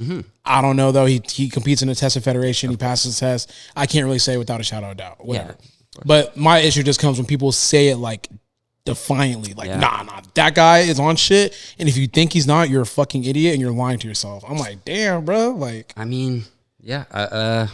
That sucks, you know. Yeah, I mean, shit, that sucks, man. Fuck. I mean, I guess you just stand up for yourself, but a lot of the time, man, you stand up for yourself, and then people will say, "Oh, you sound awfully defensive there, Russ. Like, what are you trying to hide?" That's why I just try to ignore that topic altogether, because there really is. I don't think there's a way to convince people that are convinced by that guy. Like, I would watch that guy and be like, "Oh, like you're just a hater," right? Like, I wouldn't think anything of it. I wouldn't give it any credibility. But if you're the type of person to watch that and latch onto it and be like, oh yeah, no, he's for sure right, there's nothing that you can say. I don't think that's going to change that person's mind. I did it because I knew it would get views and I was bored. Oh, no, for sure. Yeah, in that case. And like low key, like now I'm starting to regret it because now like people are like, it's like all they comment on my shit and I'm like, oh my God. It'll go away. I'm just like, this shit is annoying. But it made me think. I'm like, I don't even think other than Liver King. Liver King was big. Liver King was, but that one was like comical to me. I thought so. I didn't even know about Liver King until like a month before his whole shit fell apart. Yeah. I was watching and he was like, "Oh, like I do all of myself natural. This all I eat." I'm thinking like, oh, like this is funny because I'm like, obviously. The thing is though, man, you'd be surprised how many people outside of the fitness niche would 100% believe that, because they still think The Rock is natty and Arnold was natty and all this kind of thing, right? Yeah. So like they literally think if you train for 20 years, every year is another 5 pounds of muscle. Like, where does it stop, right? So, you know, they think that you can just do that if you work hard enough. Yeah. You know, a lot of people do. So I think a lot of people, and he's got this quirky like lifestyle with the, you know, ancestral tenants and all this kind of thing. So there's a little gimmick to go along with it. And it's like, okay, maybe there's something to the liver, you know, there's got all kinds of nutrients in it. I swear to God, like so many people in the outsider space would, or just in the mainstream non-fitness space would 100% hook, line, and sinker by that. It's funny because I just looked at him and like, I think we have like an eye for people that are using. I mean, it's not 100%, but I mean, it's like pretty easy to tell. I looked at him, I was like, oh, he's like being funny because like obviously you could look at him and see this guy's like roided out. Yeah. Like, you know, I mean, like the way the skin looked. Yeah. He was like awfully red like all the time. Like either he is the most muscular natural human in history by a considerable margin, documented. Or he's a charlatan who's trying to sell supplements. Like, what seems more likely, given his character? The Rock too. I mean, like, I mean, I'm not sitting here to like call him out or anything like that, but it's just like, you know, what's so funny. You know what threw me off? He made this one video where he was like having a cheat meal and like he was promoting his tequila brand. This guy poured himself like a big ass cup of tequila. And he's like, yeah, guys, I'm about to drink this and eat like 5 burgers from fucking In-N-Out or some shit. And I was like, man, what the fuck? Like, so, to be honest with you, man, like I feel like there's a double-edged sword with the transparency aspect of it.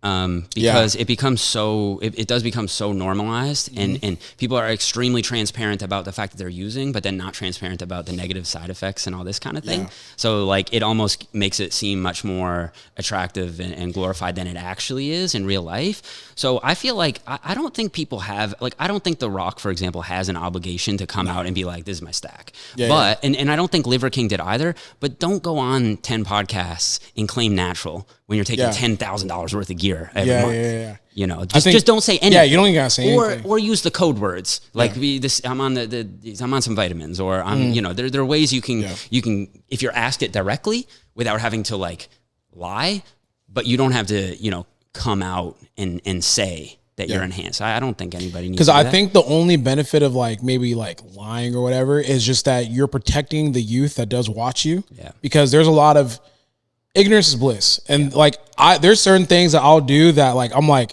I don't want to like tell, not steroids. This isn't me like saying I'm fucking on steroids. I already know this shit gonna get clipped.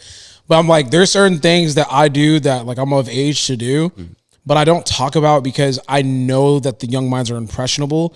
And like, there's people that are like probably like 14, 15 that are listening to this and they're like, oh, well, Russ does it, so I'm gonna do it. It's like, no, don't. Like, I've gotten to a point in my life where I could do certain things like this. So I think maybe sometimes people in that position, they're like, I don't want to like start talking about it openly because you already know how like the youth's minds work. They're just gonna immediately like say, "Oh, The Rock does it, so I'm gonna do it." Or like if someone said, no, I don't even want to put that out there. But like if my favorite athlete is doing it, I want to do it as well. Yeah, you know. So yeah, but I do agree with the whole concept of like sometimes I think people are too open. Yeah, you know, and I think they don't realize how impressionable these young minds are. Well, I think they're selectively open too. I don't think they're sharing the bad injection and the abscesses and the acne and you know all the heart palpitations and all the scares that they've had. I don't think I don't think a lot of people are really doing a deep dive on that. So what people are seeing is the results of the steroids in terms of the physique and the money and the success and the influence and all this kind of things, but they're not seeing the bad side of it. I think if they were also open about the bad side of it, equally open about that, then I probably would have, I'd probably be cooler with it in a way. But again, I mean, you know, people can share kind of what they want. Again, I don't, it's difficult when the youth is involved, but most people who are open about it aren't like out here like recommending it. So no, they don't recommend it. I feel like you can't always just necessarily blame the creator for what the audience does. Like this is a similar thing in music, like rappers talking about like lean and stuff like that. Sure, it's like if you go and do it, it's like it's not really my fault that you went and did it. You have your own control. Yeah, right? Some people take responsibility for that, and some people don't. Yeah, you know, it's like with great power comes great responsibility. Yeah, so yeah. It really just depends on the individual. Yeah, you can't kill them for it, but I just wish there was a little bit more tact. I agree. No, 100%. And like you said, mentioning the bad part of that as well. But that's really interesting about the natty or not thing, though, because I feel like the younger people in the fitness community these days don't seem to care about that as much. Am I wrong about that? Like, I don't hear as much discourse about it. Whereas that was like, if you want to pop off, do a natty or not video. Guaranteed. Yeah. I don't think it's like a big within the. I think they just straight up just taking shit now. Right. I be seeing so many young kids that are like running. I remember there's this one kid. It was like the first year Craft Strength was open. He was like 16, man. And he came to me. He was asking me about gear. Yeah. And he genuinely asked me like, "Hey, are you on gear?" I'm like, "No." Then I looked at him. I was like, "Hey, you shouldn't take it either. Like, don't take it. You're 16, bro. You're still growing. Like, figure out what you want to do with your life, and then maybe like when you get older and maximize yourself." Then maybe start thinking about that. If that's something you want to go, if you want to do bodybuilding for real and like be like Arnold or C-Bum or those people, like obviously there's going to be things that you're going to have to do in order to get to that point. You're not going to be. I'm like, yeah. So I'm like, bro, like don't do it. Chances are you're going to phase out of it. Yeah. And it's a lot more detrimental to do it versus like just waiting. Just wait. That's my rule. I'm actually, my next video is going to be about this. And I say, everybody should maximize their natural potential before they even consider it. Because that way you learn how your body responds to training and nutrition. If you go on right away, early on, you still don't know what type of exercises or rep ranges or diets that's best for your body. Yeah. So you need to learn that first, and it takes time to learn that. Then once you've learned it, then you need to maximize on it, get to your peak genetic potential. Then if you want to make that decision, that's your decision to make, as long as you're aware of the side effects and this kind of thing. It might be worth it for you. It might not. Yeah.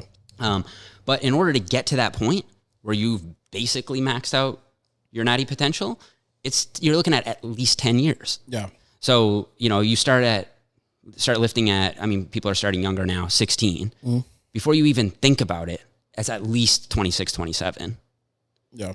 That's it. Yeah. And that's the earliest. And then at that point, I think you've been in the game long enough to know if it's the right decision for you or not. And I think people who are like experts on the like anabolic side say that you do tend to get a better response when you've natty maxed anyway. Like, I mean, like just thinking about it, like, so I started lifting when I was like 16, steroids, or no, even younger than that. And like people look at me now and it's like, wow, man, you're so developed. I'm like, well, I've lifted as long as like a lot of, like I've lifted, I'm almost like, I have the experience of like a 30 plus year old in the gym because I've been lifting since I was so young. I'm like, you'd be surprised what your physique would look like if you literally just lift for 10 plus years and put in some effort. Now, granted, obviously genetics plays a role, but I think a lot of these kids, they want that instant gratification. Yeah. I'm going to start taking steroids at 16 and I'm going to be big by the time I'm 17. It's like, bro. Also at that age, like already hormonally, you're the most anabolic you will be. You don't even need so to you really don't need it. Yeah. You know, in basically any instance. Exactly. It's just, that is the dark side of the normalization and the transparency, even though I don't think it's actual transparency. No, I don't like to use, because people are like so thankful about the transparency, but it's selective transparency. Yeah. It's not as transparent as you think. Like, talk about all the cold, like, I don't know the fucking things. I'm about to start naming shit. They're like, see. No, but I mean, like, I've heard people talk about like the negative, like the acne, the fucking, like you can't breathe at night sometimes, or like you be, exactly. I don't know all this stuff, but I think if they start discussing that a little bit more, maybe it'll deter some of these younger people from boom. But like I wanted to talk about how old are you right now? 32. 32. How has lifting changed for you being 32? I find I can't. So I think my peak everything was like 26, 27. Yeah. I could do an absurd amount of volume, recover just fine, like even get away with eating more and not gain as much, you know, and that, again, the science on that is like a little bit mixed. Like people are like, oh, as soon as I went 30, metabolism just tanked. It's like, now you just stopped moving around as much. But whatever the case may be, I've definitely found that my recovery has gotten a little bit worse. I can't do as much volume as I used to. And I definitely find I'm a little bit more injury prone. Yeah. Like I can't just lift heavy on a win anymore. I can't YOLO PR anymore. Like I've got to be a little bit more strategic with it. But still, I mean, I still feel very, very strong and fit and everything, you know. I mean, it's fine. It's a subtle change. What about food? Or you're eating how are you eating is basically the same. I mean, I track my macros, so I wouldn't say my diet has changed a whole lot. I do find when I'm cutting, I have to eat a little bit less. Like I have to diet on slightly lower calories. Okay. You know what I mean? Yeah. Like before, I think I could have got shredded on maybe 2,400 calories, whereas now I'm probably 22, something like that. But it's not a big difference, and that's probably has more to do with like I'm just probably more sedentary, if I'm being honest. Like I'm not as active. Yeah. Like I used to play more basketball and I don't know, just walk more. And now I'm just, just watch TV. Yeah. It's like, man, I ain't trying to go hoop right now. I'm just trying to chill. Cause yesterday I went to a Brazilian steakhouse, man. And like, I keep forgetting that meat is like cooked with butter.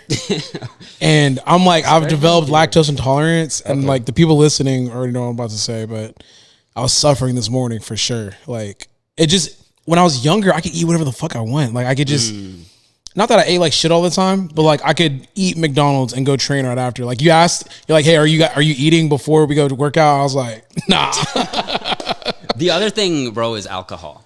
I can't train. Like I could be hungover, PR, no problem. Yeah. It's easy. But you know, you get some McDonald's in the night before, you're fine. Yeah. You're fine then by 11 a.m. the next morning to go deadlift. Now it's like, I'm going to take that day off. Might take another day off. Yeah. I'm starting to realize alcohol is definitely starting to affect me. I was on vacation recently. I was drinking. I was drinking like every day.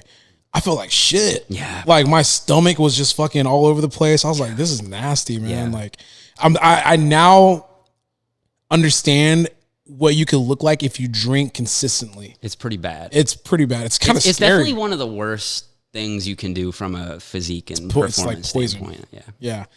So I was like, yeah, this stops now. Like I literally stopped drinking on vacation because I was like, I don't like the way I feel right now. And I just had to stop. So, every now and then it's fun, but from a goals standpoint, you can't do those drinking binges, like, you know, like where you're just like, oh, I'm on vacation, I'm a drink, like, you know, drink. You can't drink all day if you don't start in the morning. So I'm drinking like in the morning, and then like as the day, I'm like, fuck, man, like this shit ain't it. I only had like, it's like I wasn't taking shots or anything. I was just taking like a couple mixed drinks here and there, and I'm like, bro, hell no, I can't keep doing this. Yeah, but getting into, we're we're probably like almost like an hour 30 in. Okay. I still wanted to else you talk got? about some other stuff too. right. I don't know how much you like to dive into your personal life. Is that off limits or? No, go ahead. Yeah. So I want to talk about like long distance relationships because you were able to, build a relationship with Stephanie, right? How was that? Because you guys were long distance and like you guys are engaged, right? Yeah, man. Yeah. So it's like, how are you able to do that? Because there's a lot of people that watch my content because I do like the relationship stuff every now and then on my social media. And they always ask about like, should I do long distance? How do I do long distance? Like, how have you guys been able to make it work? I mean, I think it was actually a little more challenging at the beginning because I think that's when like you're still kind of getting to know each other, and then maybe you don't have the same trust or whatever, and it's definitely more of a challenge, and you also like feel like you want to always just be with that person in a way, but over time, honestly, bro, like we just figured out how to do it that it just works really well for us, and we both are like, we're both people who have like our own stuff going on, and like I'm 32, like I've got my own goals, she's got her own goals, we're our own independent people as well, so it's not like we just always have to be with each other all the time. So it works fine, and we just stay connected. Like we use Snapchat, so we just basically throughout the day we just snap each other basically what we're doing throughout the day, rather than FaceTiming all the time. Because I personally find FaceTiming very exhausting. Like it doesn't matter who I'm FaceTiming, I just find it very like the connection is often bad, and like it kind of keeps you from being productive too. A little bit. So we both feel that same way about FaceTime, but with Snapchat, there's no impediment. Like I'm going about my day, but I'm still sharing it with her, so she still feels connected to me, and vice versa. And it's a lot easier than like having like a scheduled time that we'll always talk to each other. But no, man, honestly, it's fine, and also like we both have the freedom to be able to travel. So like if let's say we're spending some time apart because we both have like commitments in our different places, then I know that if something came up where like I had to go see her, I wanted to or whatever, like I could hop on a flight and go see her. Like it's not like I have a work commitment or something like that. So that definitely made it a lot easier for us. But they say like distance can make the heart grow stronger or whatever, or it can make people grow apart. I don't know the exact saying, but I think for us it made our relationship stronger. Because like when you're away from that person, it, like for me anyway, I just really focus on my work and like things that I need to do, and then I miss her, and I'm looking forward to when we get back together, and then when we're back together, it's like this is really good, you know. So again, like I think probably more ideally we would spend most of the year together, and we do spend most of the year together, but sometimes we have to be apart because of like different family commitments and that kind of thing. And when we do, we just have like basically like an approach that it just works really well for us, and it's really not a problem. Yeah, that's chill because it's almost like, all right, we're gonna come together for these couple of months, and then once we split, like it's almost like we have our own lives going on to where like it allows you kind of like to be distracted from the fact that you're not with your significant other as much. Because it's like I got stuff to take care of, but we're still here like virtually. That makes sense. Yeah, exactly. And I think having like some degree of separation, especially if you work online, like you're self-employed, like you can spend a lot of time together, and there is like an overlap of like work and business and relationship, and that can be fine, but it can also be like a lot, right? So having some degree of separation when you're a couple that works at home together, I think can actually be a good thing. No, that's actually, when I think about it, like if people don't talk about this part of being a social media influencer, or just like someone that like a lot of their business is done online, like you're home all the time. You can be like, you're basically home all the time, right? So a lot of your work gets blurred in with your personal life. So like, let's say you got into a point of your career where like literally your significant other doesn't have to work either, and you're just home at the crib all the time, and it blends in with work. It makes it kind of like hard to get up and like be productive when you need to be. And it just kind of like hinders like the process a little bit, and it gets kind of weird. It gets kind of funky. A lot of people too, like when they become, like when they get into this business or they start doing a lot of stuff where it's like more predicated on being home, or remote, like they almost get this weird period of like, I feel like I'm not doing anything with my life. Oh yeah. Yeah. I don't know. Did you ever experience any of that kind of stuff? I did when I first started, and it wasn't really like working necessarily, you know? Yeah. Because it was true. But no, I don't really feel that way anymore, man. Yeah. I feel really like content with my personal life versus work balance at this point.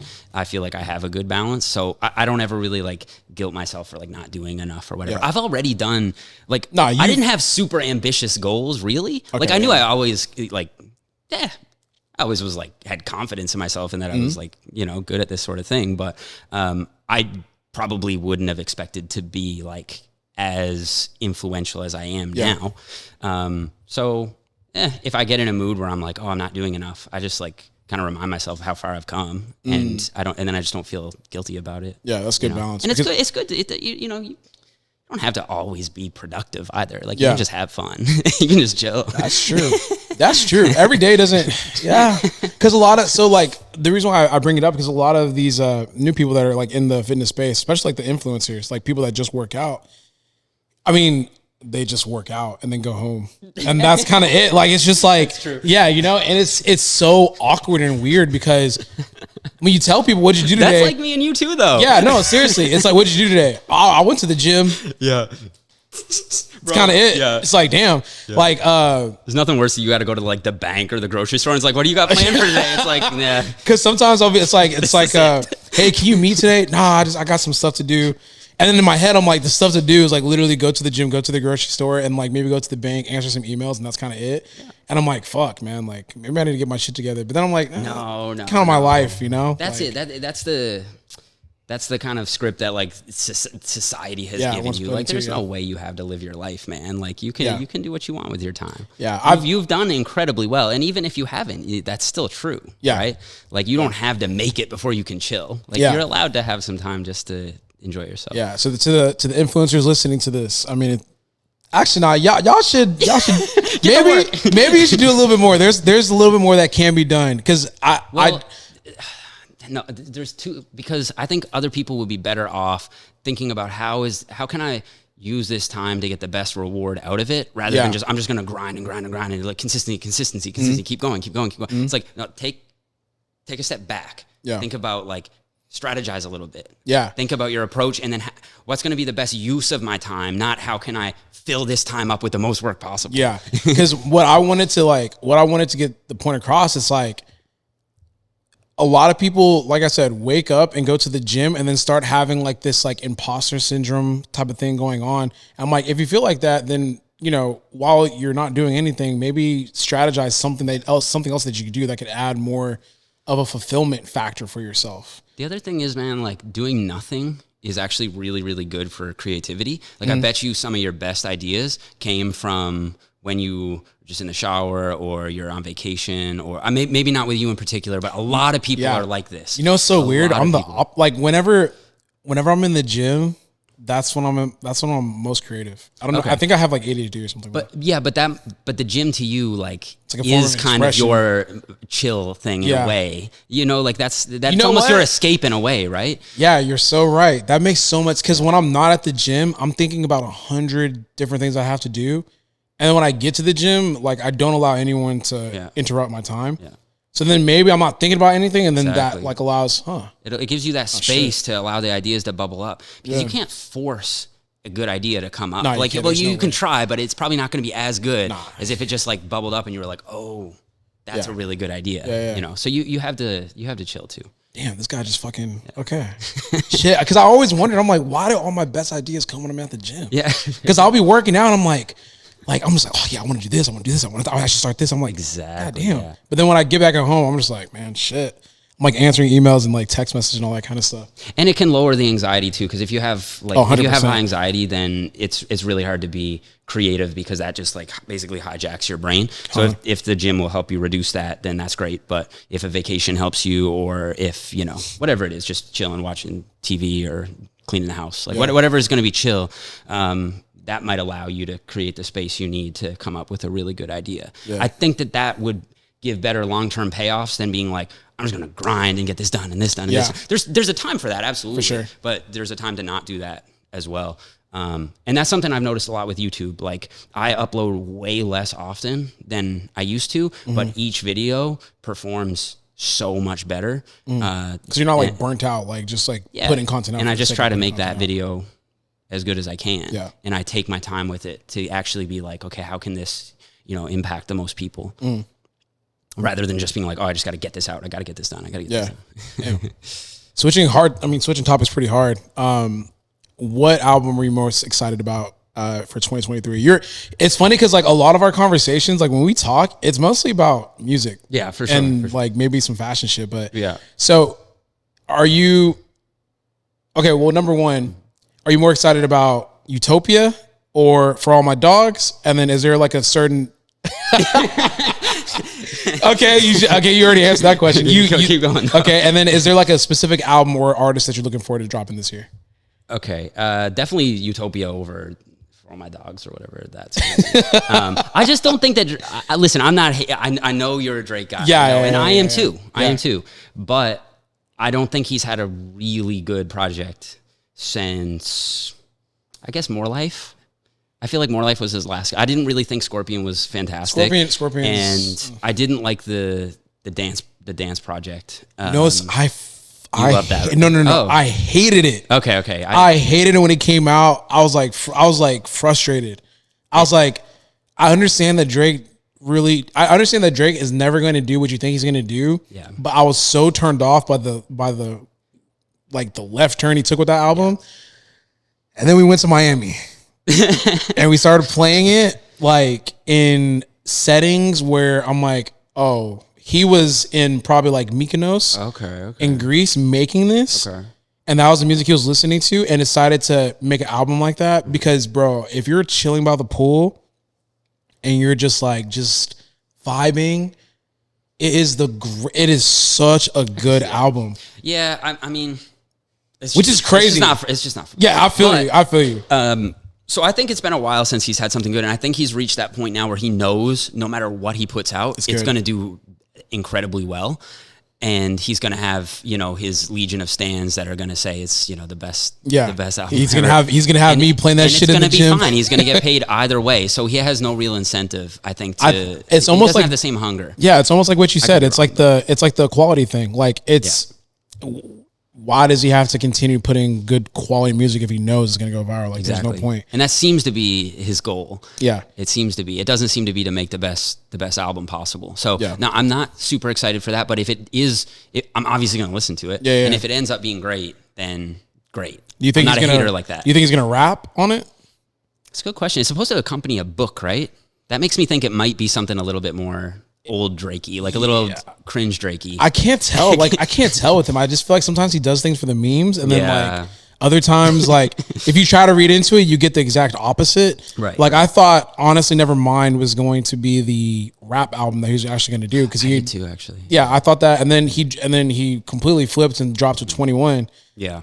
So the 21 project was good. It had some good songs for like training and that kind of thing, but it didn't have that like cohesive feel that like Nothing Was the Same, or even The Views from Me, or even A More Life I think was better. I think Scorpion was too bloated. Scorpion was all over the place kind of thing. I think he got distracted with the Pusha T thing a little bit. Maybe but like when you look at, I think what has allowed me to appreciate Drake more is just like letting go of what I thought he could have been and should have been. Okay. Because like I was in the same camp. I actually used to be a Drake like not a hater, but I was like person. I'm like, y'all like this? Like he could be so much better.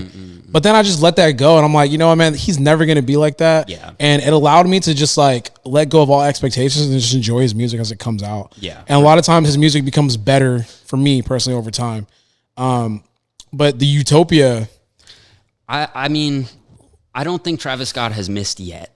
No, right? So I don't think there's any reason to think he will with this one. Yeah. So I think that definitely has album of the year potential for me. I think so as well. And I think that he it's been long enough in between projects that I feel like he's had to have been working on something, and just the production value with him is always so high. Like he's going to debut it at at the pyramids in Egypt. Like, that's really cool. I want to find a way to go. I saw that and I hit my chat. I was like, you could. Might be interesting. Have you ever been to Egypt? Yeah, I've been to Egypt. Been like to Egypt? when I was like 13. Okay. Like, yeah. I was there a few years ago. It's really, really It's really cool. Yeah, I want to go back. But I feel like, Travis is due for, I mean, Astro was so legendary. I feel like Utopia is going to be a good follow-up to that. Because there's like that conversation of like, oh, Travis has been dropping mid features. But he's been doing that though. Yeah. His features were always, I think, inferior to his albums. His actual, that's what I've always found with him. Like, his album stuff is always phenomenal. Yeah. His features are kind of hit and miss, but I think if you give him a complete total control,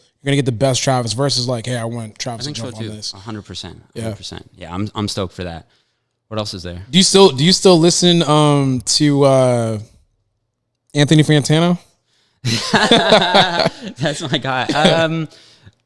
I do. Yeah. I still keep I remember up. I used to listen to everything he put out. Yeah.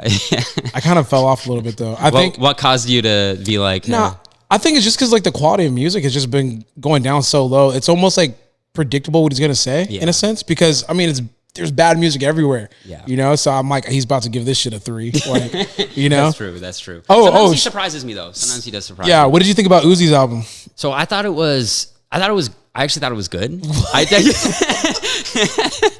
You confused me, man. Okay, but I thought that the highs were pretty high, but I thought that the lows were also really low, and I think it had no structure. It was just like a random playlist, which I didn't really like. Yeah. But no, man, I've got at least 4 or 5 keeps on my gym really? playlist. Yeah, which is good. Maybe I need to go back and listen, because when I listened to it, I was like with everyone. I was like listening in like at midnight.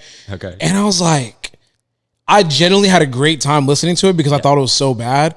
Like I was literally laughing. I'm like, nah, bro. There's no way. Like I know people are about to kill this guy. There's no way he dropped this for real. And then I went on Twitter and I went on like the different, social media platforms. They're like, this shit is hard. This is fucking album of the year. Uzi did it again. I was like, well, it was really, the reception was very mixed though. Yeah. That's what I found. Really? Yeah. Which it usually is for a big artist. Yeah. Because people on Twitter are just trying to pop off. Yeah, so they're trying to get that viral tweet. New Uzi tape was mid. New Uzi tape was fire. And you just look at the ratios on each tweet, right? I will say A with Travis Scott is fucking hard. I play that in the gym, and I could tell that's like a concert song where it's going to have the place going stupid. He fucked up Chop Suey, though. I don't know why he did. I don't know why he did that. That was atrocious. I think a lot of the, for me, I'm not a big metal guy anyway, but I thought the execution on a lot of the metal stuff was not that great. It was bad. I'm not a big metal guy either, but I do have like a rock playlist. I do like rock. Okay. Contrary to a lot of people's belief. It's like he listened to rock like once and then thought that he literally screamed like, like I'm like, come on, bro. Like that shit is, I literally started laughing and I remember I started replaying. I'm like, no way he's screaming like that. No, for sure. So do you like Uzi though? Like, did you like Eternal Atake? No, I mean like, so that's why you didn't like it. You just don't like Uzi. Bits and pieces. Like there's certain times where like he's good to me. Actually, no, I do like Uzi. Yeah. I do like Uzi. I really enjoyed that tape he did with Future. I think I just can't have him be the mainstay. Okay. Like if he's on a feature, he's adding something to it, then I like him a lot. Yeah. Okay. He fucked up Bad and Bougie. Yeah. Sure. He fucked up. So that was my first. I think that was my first introduction to him. Actually, was that feature. I'd probably heard of him, but that was when I was like, no, not for me. Definitely not for me. Yeah. But then I went back and listened to his earlier tapes, and I was like, okay, no, I see the hype around this for sure. And now I'm a fan for sure. Really? Okay. Sure. Yeah. It's like I like Just Wanna Rock, and I like a couple other songs here and there. I was actually shocked that I like that song. But do you like Playboi Carti? I liked him before the Whole Lotta Red. Yes. Switch. Okay. Which was so like Playboi Carti, I probably liked more than Uzi. Yeah, for sure. Okay. There's that. What's that one album that's like has like ASAP, Nicki? Is it the ASAP Mob album? No. Oh, you're talking about Die Lit? Maybe, yeah, something like that. That's Nicki. I'm trying to think. Like Playboi Carti. Yeah, Playboi, and that was always his vibe. But then he went down the this punk different side, which the gothic. I just didn't really latch onto as much. But that Carti I did like, and I was a fan of. But then he started doing all this other stuff. I just kind of like dropped off a little bit. So how would you rank the Griselda guys? So for me, I don't want to. For me personally, West Side is always 3 for me. Last. Yes, okay. Last always, and then it rotates between. I'll have Benny number 1 because like more often than not it's gonna be Benny, and then number 2 is like a very very close Conway. But I think Conway's the best rapper. Because he's first for me. See, I feel like we have enough overlap to have a good dialogue, but we definitely don't have quite the same taste, for sure. So West Side production value always going to be phenomenal. The vibes, the luxurious raps and shit, always going to be nice. I just don't like his like flow and delivery in his voice. It's too whiny. He's more of like a piece of a track versus the mainstay. He's like one of those people I'd rather hear like maybe like on an ad-lib or a feature or just talking shit before or after the track or maybe during. Totally, yeah. But to listen to a whole song with him rapping, chances are I'd much rather prefer like a Conway or a Benny. It's a lot of the same. And he doesn't say much either compared to like Benny or Conway. Yeah. So he'll say some shit like, Louis V tabletop, got my girl wearing something with the... Like, I'm just like, okay. I'm fucking with it for a little bit. So would you say you like more of like lyrical hip hop and then you like more of the like oddball types as a feature, or like, because that's what it kind of sounds like to me. Like when you said like Uzi is like, oh, he's good as a feature, but it's a little too much of the same if I'm just listening to a full project. Yeah. And they both kind of have that a little bit more of a quirky style. Yeah. Whereas Benny, Conway, even Drake, like they're a little more on the straight and narrow. Yeah. I would say that. Like, I have the same problem with Young Thug. Like, Young Thug, like, I think he's I like Young Thug. I just can't listen to a full album of Young Thug. Yeah, it just kind of gasses me out. I'd rather him be like a instrumental piece to make the track better versus like, I'm literally listening to this like 100 miles per hour. See, I'd almost be the opposite. I would almost rather have the weird stuff form like the bass line and then have like a good rap verse put inside of it. Yeah, I think it's because for me, like when Conway, so like for me, when Kanye raps, I'd be like bopping like that, right? But then when Benny raps, it's more about like bravado, personality. Yeah. I'm like, it's a mixture of like, I look at it like this. Benny is like kind of like a mixture of Conway and Westside in a sense. Yeah. Where like Westside has a lot of personality and it's just vibes. For sure. Exactly. Conway is just straight rap. Yeah. Just straight rap. Yeah. I can't listen to straight rap like 100 miles per hour. Right. And I can't just listen to straight personality 100 miles per hour. But when you merge the two, that's when you're going to find me get like super invested. Yeah. But yeah, it's funny because like we could have a Griselda conversation and there's not too many people that can sit down and have that convo because not all people listen to Griselda unless you're from Buffalo. They're still pretty underground, which is kind of crazy because like they have such a huge catalog. I'm waiting for Benny and Drake to drop that fucking feature, song. That's what they need for sure. He has it. Wait, they have a feat? They have a song together. He has it leaked. Hasn't leaked yet, and I'm waiting. Oh no, it has leaked. It has leaked. Have you listened to it, or kind of? I think I can pull it up for you on TikTok. Okay, I might have to. Yeah, it's pretty good too. They need to drop that song. I think that, we could go through questions. How deep are we in? It's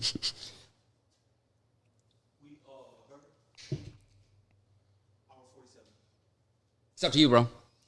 It's up to you. I can answer quickly if you want. Yeah, or we can call it there. I'm looking at because a lot of the stuff we kind of talked about. Some of it's like some other questions. Someone asked who's the queen of rap. The queen? Yeah.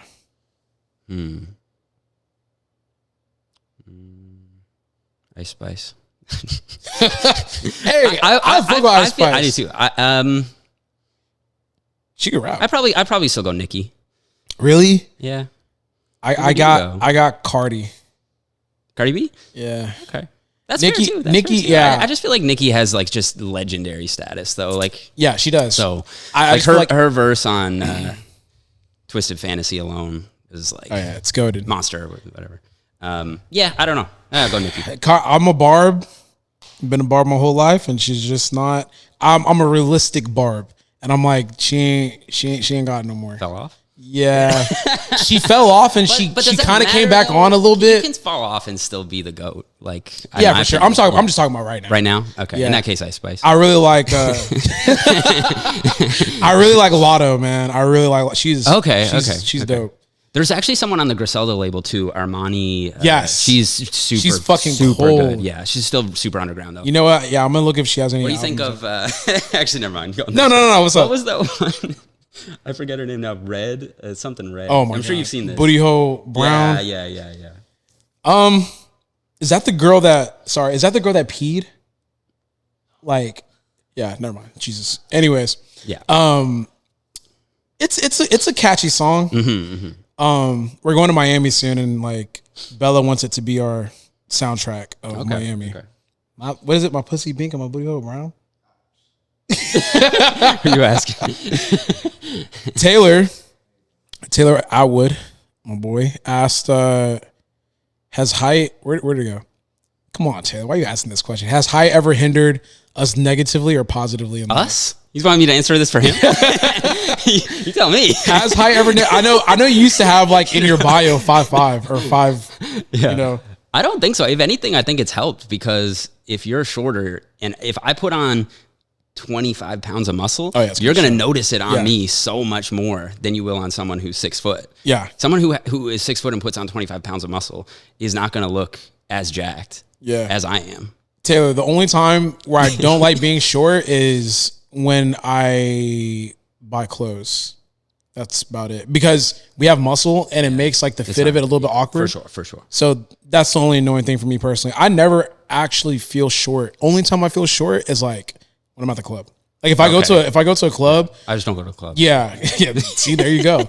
Like because the girls are wearing heels. Yeah. And like I'm like, oh shit, I'm short. But then other than that, I never feel short. Like I go to the gym, I never feel short. I think that's just like my. I think it held me back in basketball too, honestly. But that ended up being fine because I'm better at this than I was at that anyway. Yeah, so. I think everything else, man. Like for the most part, we answered. Gavin, we talked about that too. Yeah, I think that's pretty much it. Yeah, that was a good episode, man. It's funny we could have ran like another hour talking about music alone, which is hilarious. Yeah, well, we're gonna do the video too, so yeah, for sure. Talk about that. Yeah. But anyways, thank you guys for tuning into another great episode. Eventually, I'm going to come up with something we say at the end.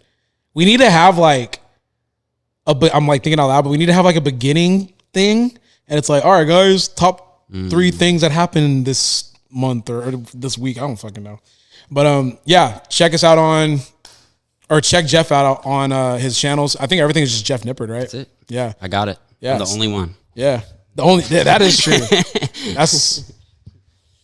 I was thinking about something else. Like, I don't know why I started thinking about nipples, but anyways, that's episode number 13, I believe. Thank you guys for listening, and I'll catch you guys in the next one. Peace.